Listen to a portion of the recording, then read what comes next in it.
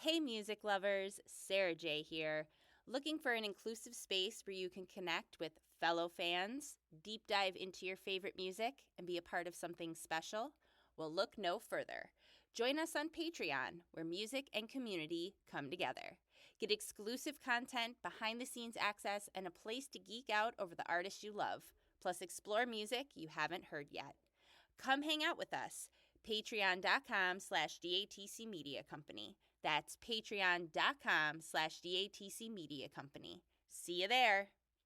A member of the DATC Media family.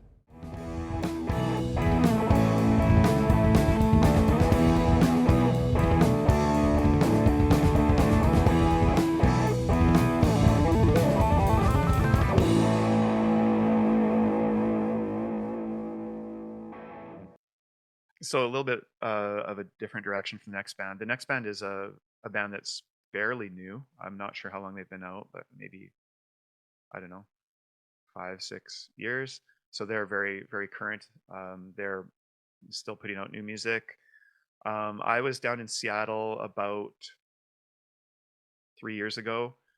Um, Archers of Loaf did a reunion album. I think they put out their first album in like 22 years or something a few years ago, and they played a venue in Seattle. So I went down for that, and the opening band was a Canadian band called Ducks Limited, and I'm pretty sure the name is a play on there was like an environmental group called Ducks Unlimited back in the, I don't know, when I was a kid, and they'd have these commercials about saving the ducks or whatever. Um, Now I'm pretty sure when I looked into this years ago that actually what it turned out to be was like duck hunters that like wanted the ducks saved so they could kill them. I could be wrong on that. Maybe I'm just imagining that, but anyway, Ducks Limited, like Ducks Ltd. They I they just drew me in right away. Like they just have the singer has a presence. Like he's just like this really, I don't know, like he's this guy with kind of like shaggy hair and glasses and kind of young skinny kid, and he had this like uh, there was something about he was just like seemed very honest, he just seemed like he was just having a good time. And Mm-hmm. the band is kind of centered around him and the other guitar player, and they're sort of the core group. They do all the writing, um and they play really well together, and they're like this jangly kind of indie rock that just right away like grabbed my attention. And it's just I just love that style, and just the way they play together is so, they're it's so in sync with each other. And one guy's kind of playing the jangly chords, and the other guy's playing more like melodic lines, I guess. Not really solos, but just kind of lead guitar in a very just kind of tasteful way. And it's got a bit of an 80s sound to it, kind of like a throwback, in a way, but it just sounds fresh.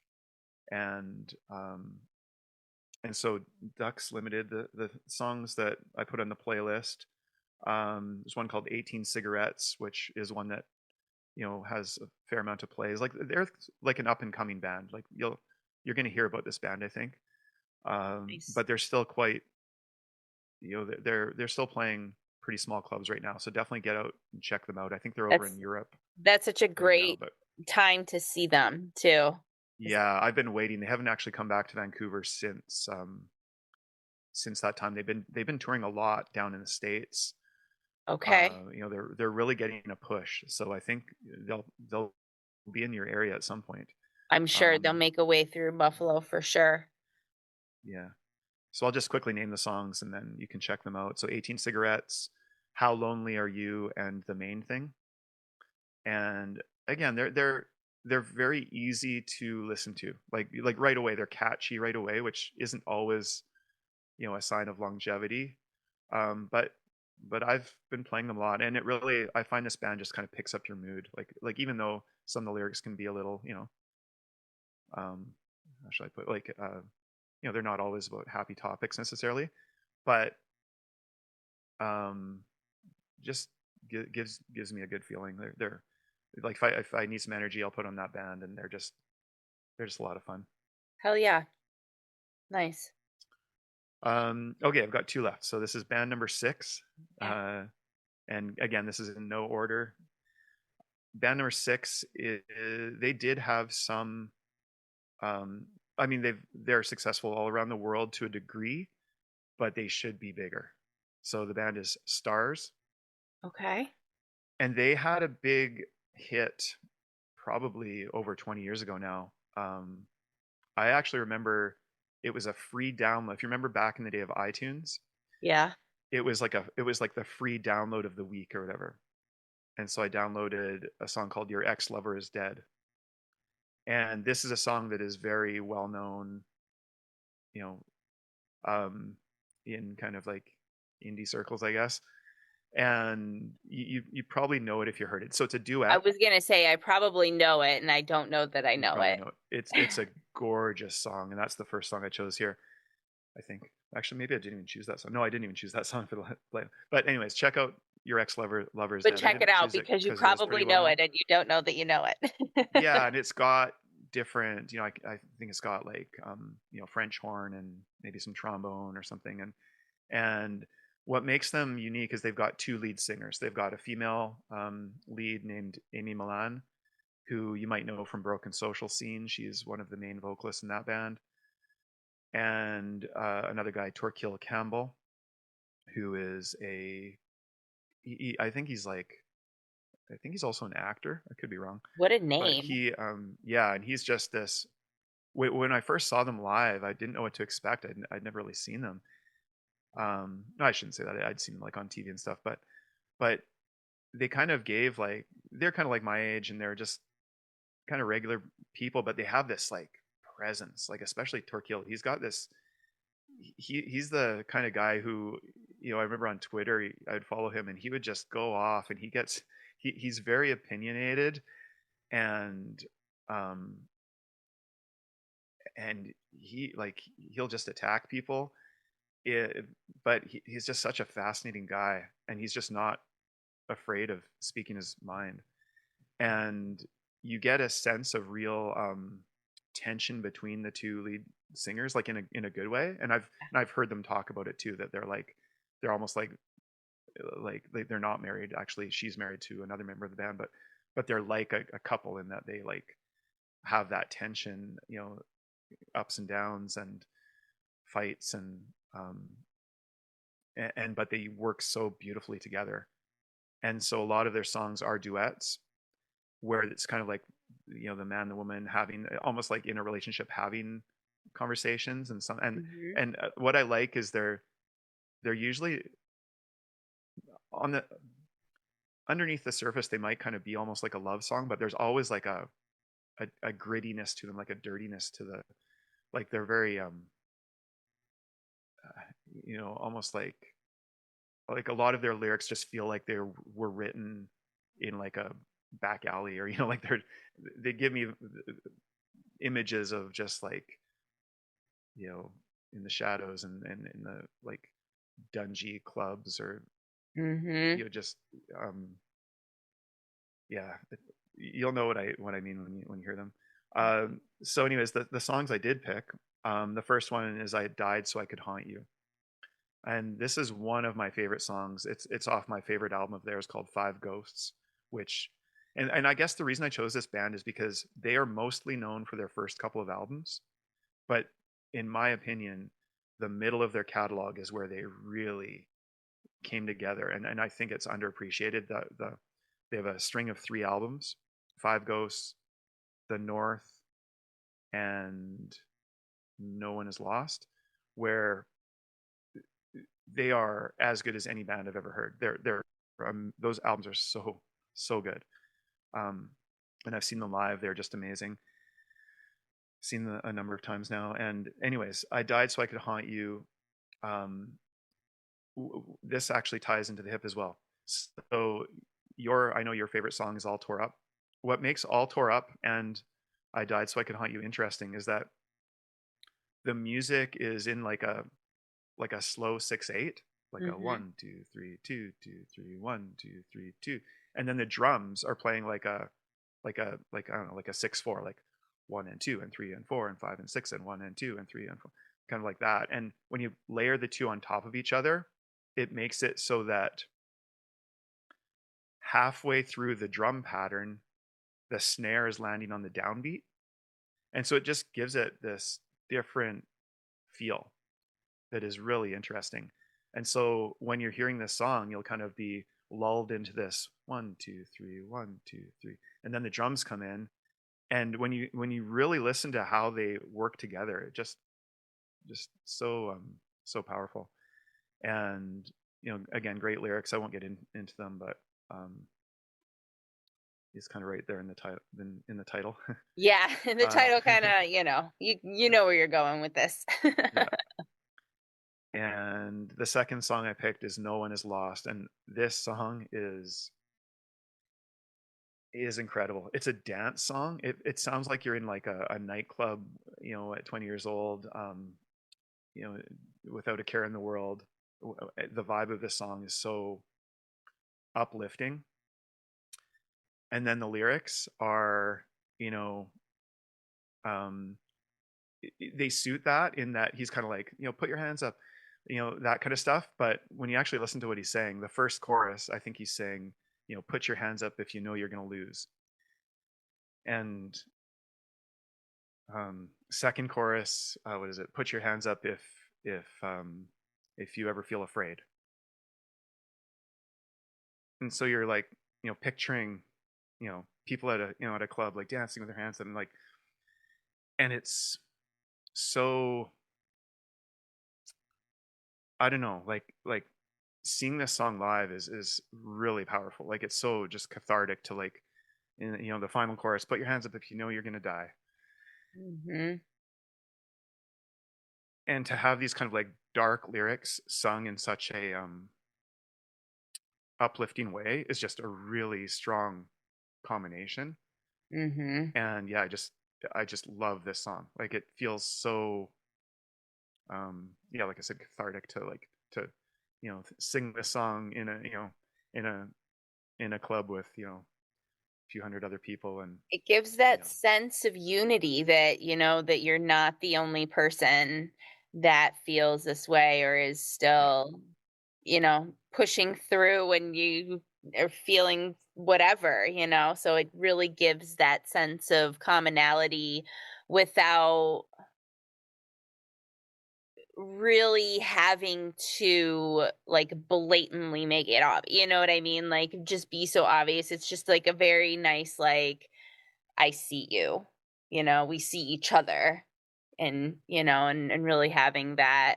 And you can still feel that way, but still push through with joy and, the happy feelings is I like that a couple of these songs that you've talked about really embody that yes and mentality, like that I've really tried to embody like in life. But there's a lot of songs that seems to be the underlying message is like, yes, there are, these points in life that are difficult, or there are these sides of it, but there's the joy and this part of life too. And so there seems to be that commonality running through a lot of these songs that you've shared. I like that yeah, definitely. And that duality, is, and the beauty yeah. of life is like, again, like we talked about before, with like the perfection and everything else, is there's that beauty in the flaws of life, that's where the actual beauty lies, is in that and not in the perfection of life. I love that flow of commonality throughout everything you've shared. Yeah, and that's something I'm definitely drawn to. Like that is even in like TV and movies. Like that's something that I that I kind of seek out, I guess, or that I'm just drawn to. Yeah, Um, and even the title, like "No One Is Lost," and the way I kind of see it is like no one's lost because everyone's lost. for sure. Yeah. Um, Yeah. so yeah, the last song for Stars is "Hold On When You Get Love." Um, I think I've read maybe that this is like a song that they really feel strongly about. This was a radio. a moderate radio hit up here, I guess, from the middle period of their career, and it's it's a great lyric. Hold on when you get love, so you can let go, so you can let go when you give it. And um, yeah, there's just there's other great lyrics too, like so what is it? I can't think of the lyric right now. There's something about like beat the bastards with it or something, and just it's a typical kind of Torquil line. By the way, speaking of him, he's fascinating. If you look him up on like Twitter, he used to be really active. I'm not sure he is anymore, but he's like an artist for hire. Like he is someone who he's very transparent about, you know, money and things like that. Like he'll talk about like how much, you know, money they're making. Like he's even, you know, he talks about how tough the music industry is, and you know, if you want us to keep doing this, you need to come out and see us at shows, you need to buy t-shirts. Mm. And he's not, you know, he doesn't, you know, back away from asking for help in that way. And one thing he does is he'll like write a song for you. Like you can give him $1,000 and he'll, you know, give him a topic and he'll write you a song that belongs to you. He'll collaborate with you if you have a song that you have kind of half written and you want someone to finish it, he'll do it. And you know, you can kind That's of negotiate amazing. rates. He'll like, I think he does maybe painting and stuff too. And so look him up, Torquil Campbell. He's based in Vancouver here, and they're another band who's kind of like Half Moon Run. They're kind of like half based in BC and half in Montreal, and they're incredible. And they've said like they'll never quit. They're kind of like lifelong art, like they're artists, right? They will Yeah. just kind of keep pushing through and go see them, support them. They again, they have that one, you know, a couple big hits from earlier in their career, but it is their later music that I think they got just became better and better as they grew. Nice. Nice. My final band, uh, just give me a second. You You're can edit good. this out, but You're good. this is a hard one to talk about. Okay. So my final band, number 7, and again in no order, 7 Canadian bands you need to hear. Uh, a band that's really special to me called Spirit of the West. Um,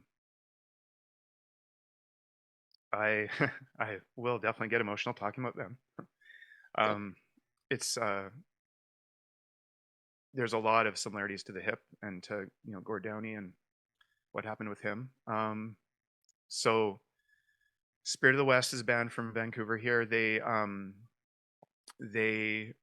were a band that I first saw actually through the Hip. Like I saw them at another roadside attraction in 1995. They were, I think, the third last band before, I think right before Sheryl Crow maybe, and before the Hip, of course. And they're a band I knew because I'd heard them on the radio like many times, but they weren't really my style of music. They've got a Celtic feel to them, a lot of their tunes. Um, but they impressed me enough that the next day I was at a used CD store with a friend that had come down for the show, and I saw an old album of theirs, and there's a song called "D for Democracy" that I always loved on the radio back then, and and so I picked it up for, you know, $5 or whatever and brought it home, and I actually didn't even really listen to it very much. But around the same time, maybe a few weeks later, a few months later, I was in the CD store shopping for a couple of new CDs, and and it was just one of those things where I didn't know what to buy, and I saw they had a new album out, and I just bought it, like just without knowing anything about them. I just, hey, they're a local band, I'll support them. And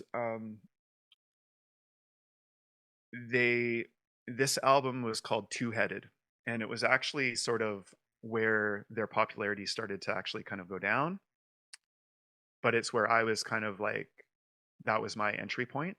So kind of similar to some of your guys' stories with the Hip.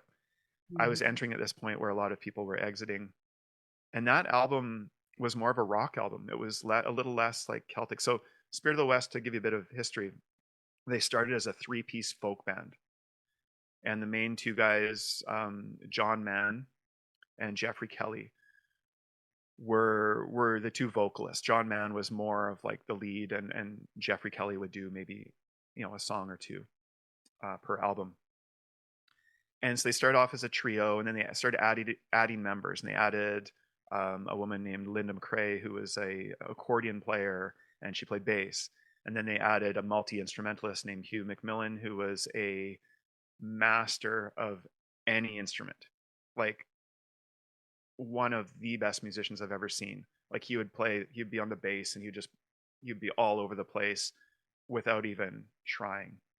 And then he'd have an electric guitar solo, and he would just do this amazing fluid solo. And then he'd play the mandolin on another song, and they all sang. John Mann was the main, the lead. He was very obviously the front man though. And as far as frontmen go, he was so dynamic. He's right up there in my top, couple of all, like, Gord Downie, John Mann, like they're right up there in the same league. They were different. So John Mann, and lyrically too, his lyrics are so good in a very different way from Gord. So Gord, very poetic, very, didn't really share what his songs were about.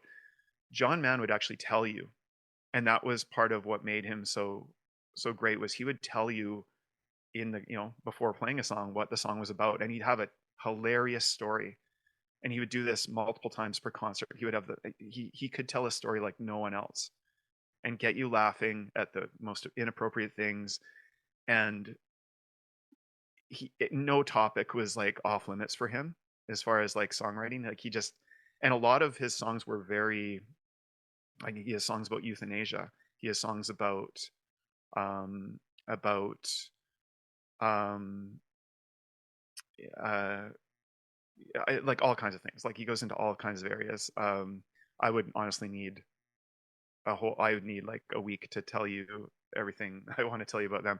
So I'll try to break this down a little bit. So anyways, they turned from a folk trio into like more of a rock band. Then they added a drummer. So Vince Dittrich, I think is his name, how you pronounce it.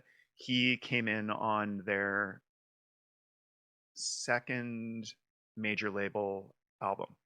So they have a couple folk albums that came out. They got signed, and I believe their first album was just, they were a 4-piece with a few drums on a few songs.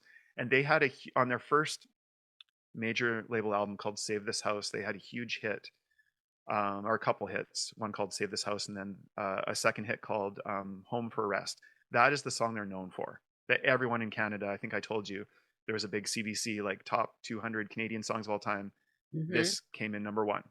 Like Home for Rest is, if you go to a wedding, if you go to a Irish pub, if you go see a cover band, if you go see like a solo guy at a pub playing guitar, you're gonna hear Home for a Rest. And I I'm know sure I've heard it then. I'm sure I've JD heard it. is like, I know JD does not like this song, and I think that's kind of tainted his opinion of the band, because and that happens, and I get that, like,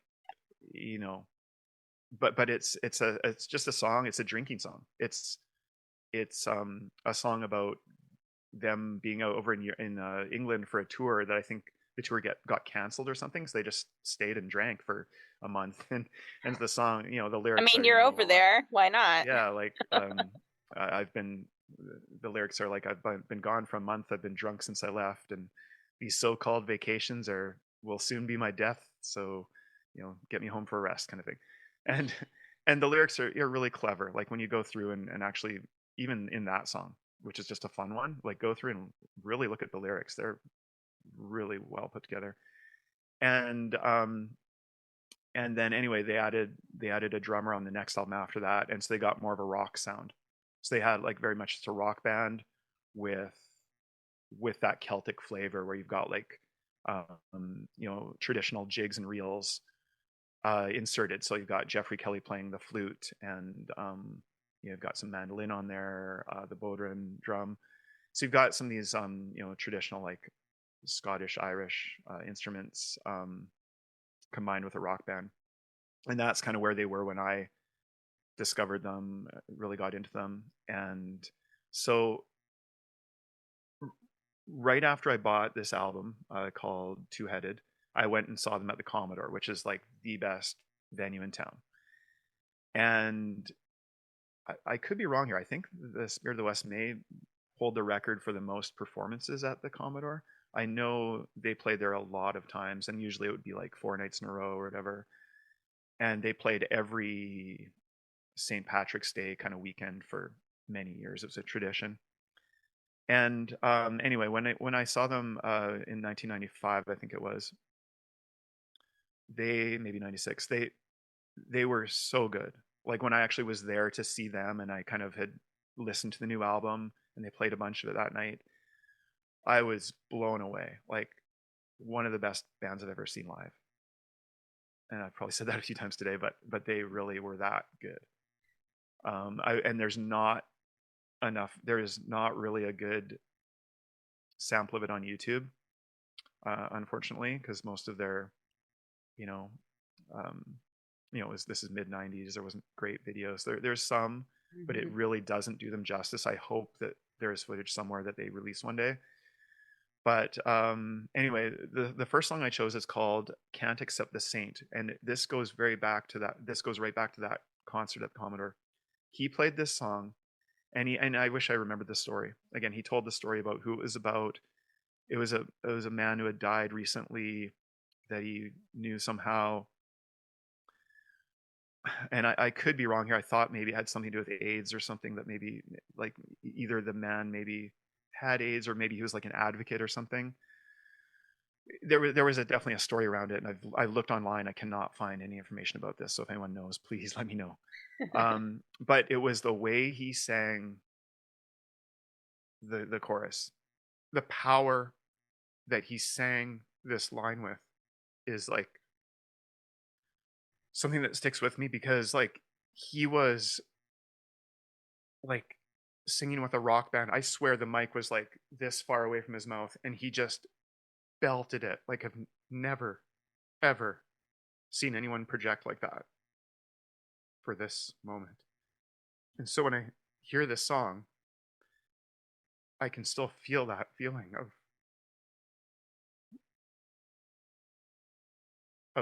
greatness.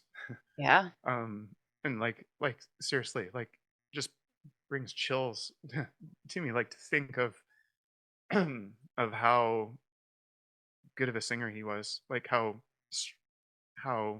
amazing he was. So so to to keep going a little bit, and I'm gonna speed this up a little bit, but um again, I wish I could do a whole thing about them, but um the next song is called Resurrection.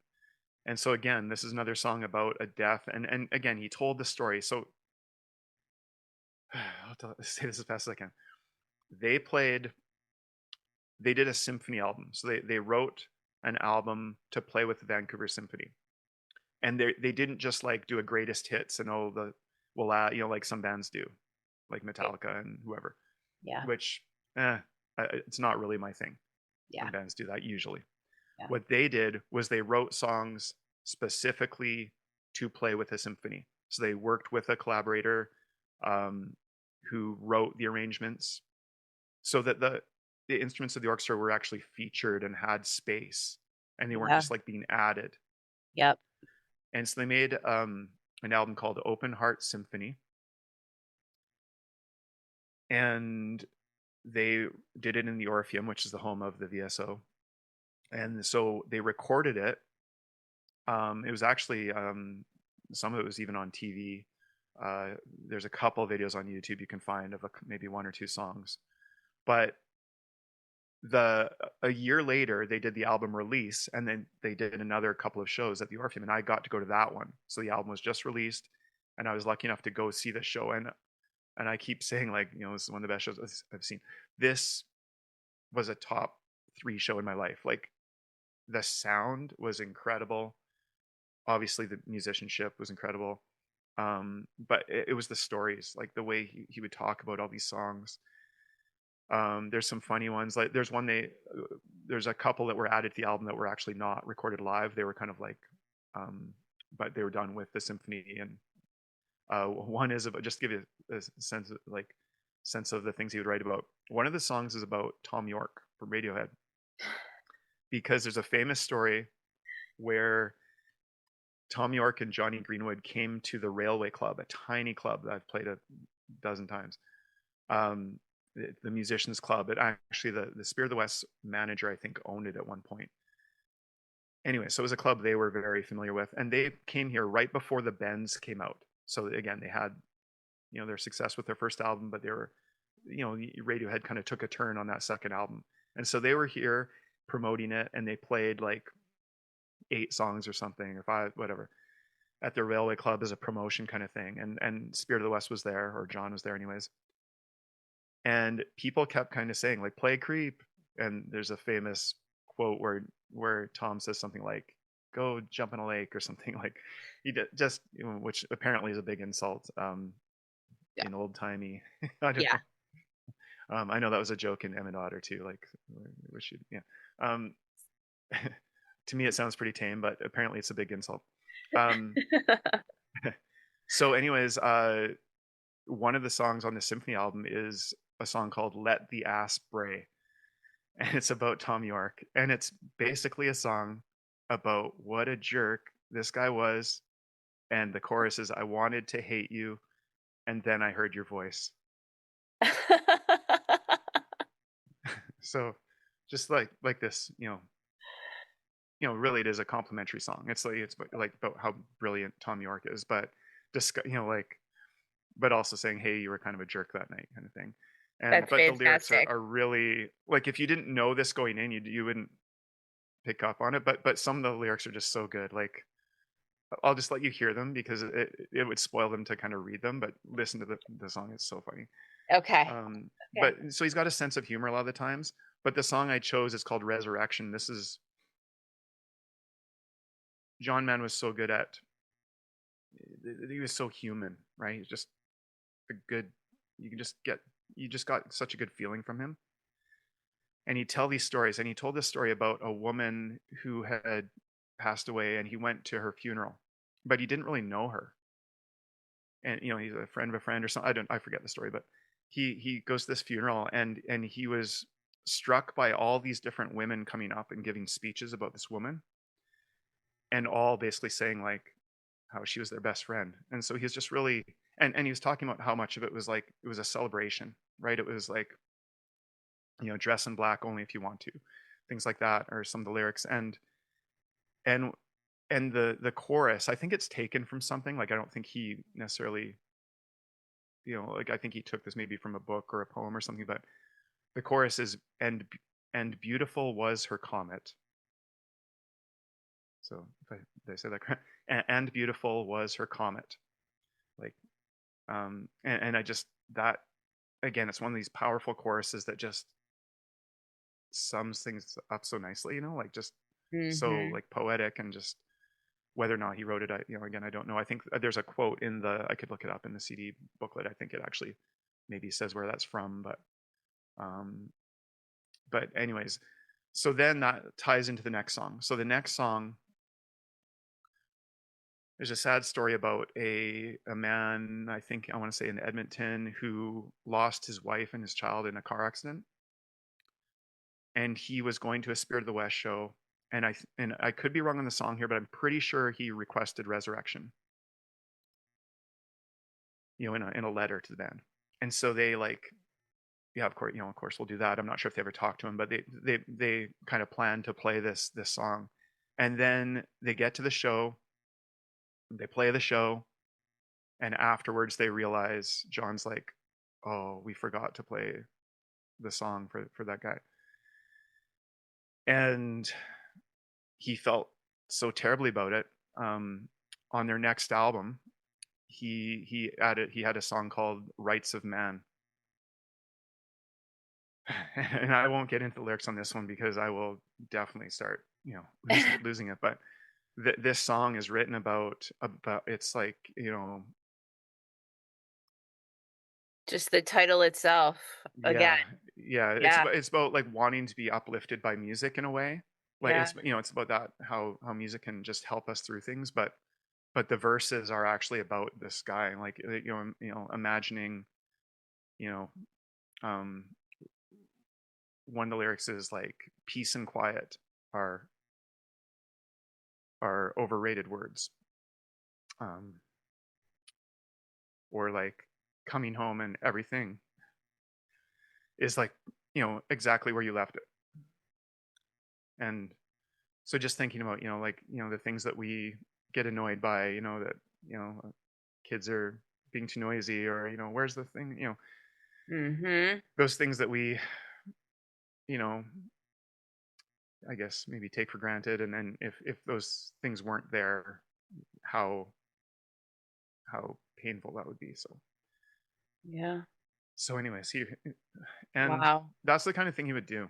And like he's got this song Unplugged about euthanasia I mentioned. Like it's just heavy stuff. But that song Unplugged was also a joke because it was in the mid 90s, an acoustic song, in the middle of the unplugged movement. So they made a song called Unplugged, but it's Mhm. literally about being unplugged. And it's got some true stories in it. It talks about some real cases and kind of an argument for euthanasia, and but done in a fun way. And it's like almost like a upbeat like country song.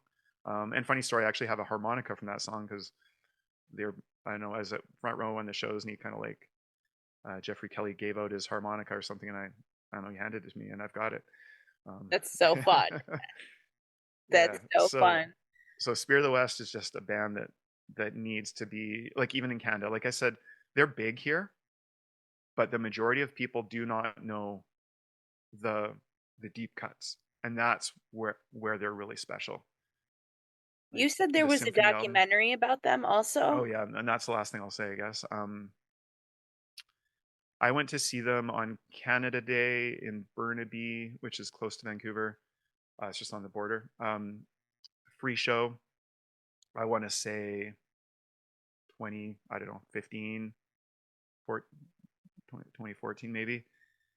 And I'd seen them a bunch of times kind of in a row. Like I said, every St. Patrick's Day, they'd be at the Commodore. I'd go see them. And I've seen this band a bunch of times, like, I don't know, 18, like including some solo shows, probably like 20, 22 times. And I was getting a little bit frustrated that they would play the same set every time I saw them. And I was kind of like, wow, I wish they'd play. Like, so there's so many good songs. Like I said, like, so they'd play, all their big hits and people love it and party. And I get why they did that. But they were playing this show, and I noticed, like, first of all, John Mann stopped playing guitar. And I was like, he's such a good, like, he's so good. He's so entertaining. Like, why? And they had another guy on stage playing guitar. And then he kept messing up the lyrics. And I was like, is he drunk? Like, is like, what's going on? And he'd kind of like, and the band would kind of give him looks, and things were a little off. And I kind of said the same thing about the hip, right? Like, it's kind of like, I think I'm good. Like, maybe I don't need to see them anymore. They're playing the same set. The last 3 times I've seen them.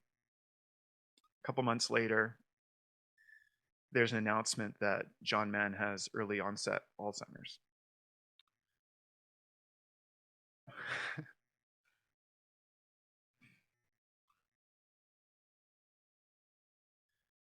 And like, like, just like with Gord Downie, like, it was just such a like shock. Like, the two,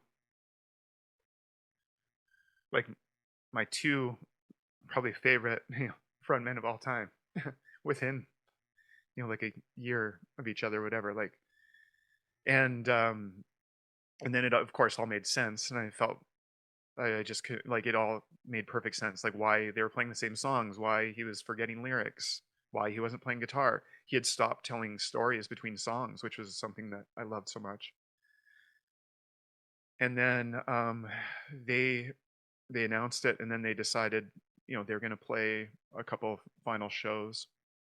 And so there's a documentary that follows his journey, um, from being diagnosed to this show in Toronto that they filmed. And it is heartbreaking. It is so good, and there's so many funny parts too, where they show early footage. It's really one of the only places you can really see some, like, you'll hear, the band talk and their families, his daughters, and like it's a must watch. Like everyone should watch this documentary. Like um and and when you do, you'll see how special this band is, like just how like they were like a family, and you'd get that sense from them. And there was no other band that kind of made you feel that way when you saw them, like just so fun. And like, again, singing about harsh topics, but just the sense of like, everything's okay because we're all together kind of thing. Mm-hmm. And so I was lucky enough, they played their final show here at the Commodore. They yeah, I think it was 20, I could be wrong, 2016 maybe. This is pretty close to the time that the Hip were ending too. I think it was a few months before the final Hip show.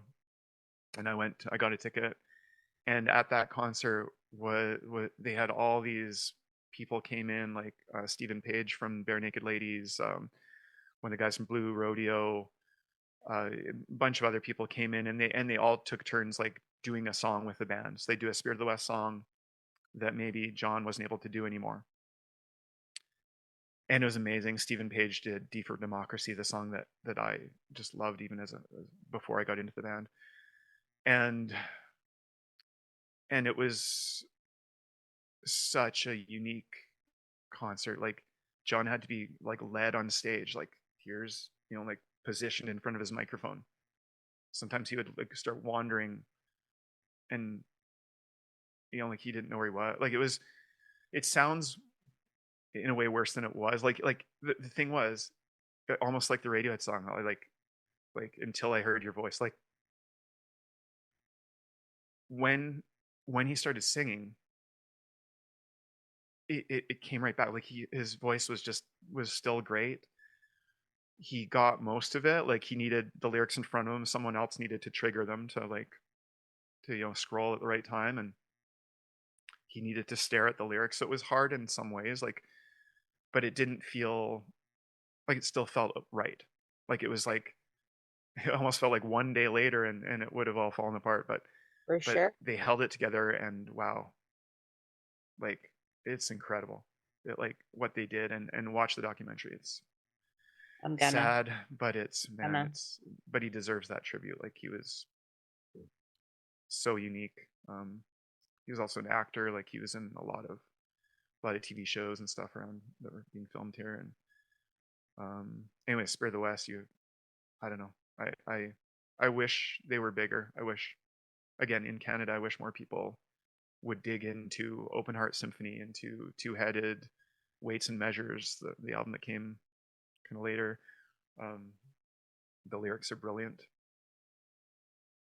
Yeah, Amazing. I could go on. Honestly, I could do I could do a whole podcast about. I was gonna Spare say the West. you have a podcast in your future, sir. Yeah.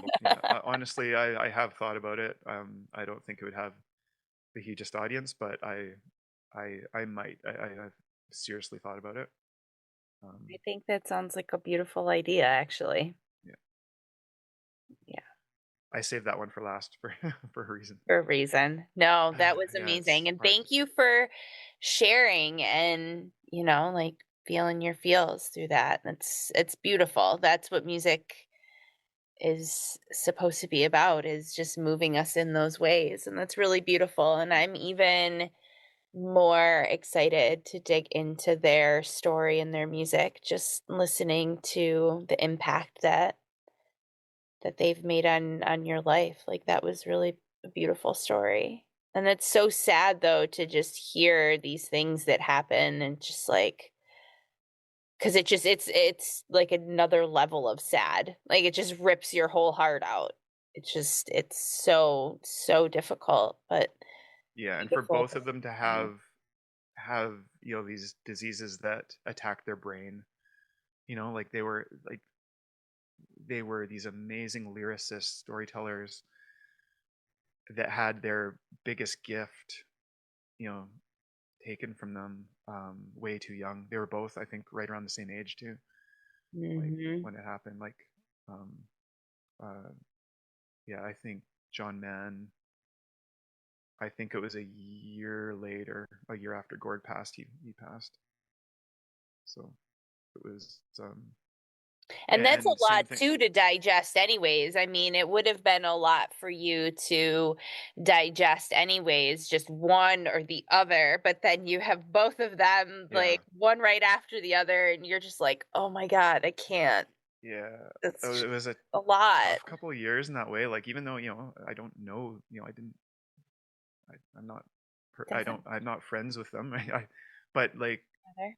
the definitely the two kind of, I guess, celebrity deaths that have affected me the most were these two. Like, Yeah. and to be right in a row, two Canadian legends, and another similarity. So Gord did Secret Path like right after the final tour, and John did. I actually was lucky enough to see him, and I don't remember if this was just after or just before the final Spirit of the West show, but I saw him at a small playhouse near my house here, and he did a solo show of an album that he had written years before, and this is in the documentary, so I won't talk too much about it. But basically, he had a he had um, a cancer that they were able to treat it, but he wrote a song called "The Waiting Room," or sorry, an album called "The Waiting Room," which was all about his experience with the hospitals and having cancer, and there's even a song where he talks about his death and what he wants, you know, what he wants done with his ashes when he dies and stuff. And seeing him play that when he was so sick or so far down the line in this condition, that was another level of like emotion that like it was. I'm so glad I was there, but man, was that hard to watch. Yeah. Yeah. And it was beautiful, and again, like he didn't really know where to sit. They had to kind of show him where to go, and but he told a couple little. He said a few things, but not many. But you can find videos of him talking about this project a little bit, and it's in the documentary, and it's really, and it's got the John Mann humor, like like I talked about the it's like instructions for when I die. I think that's actually the name of the song. That's And amazing. it's funny.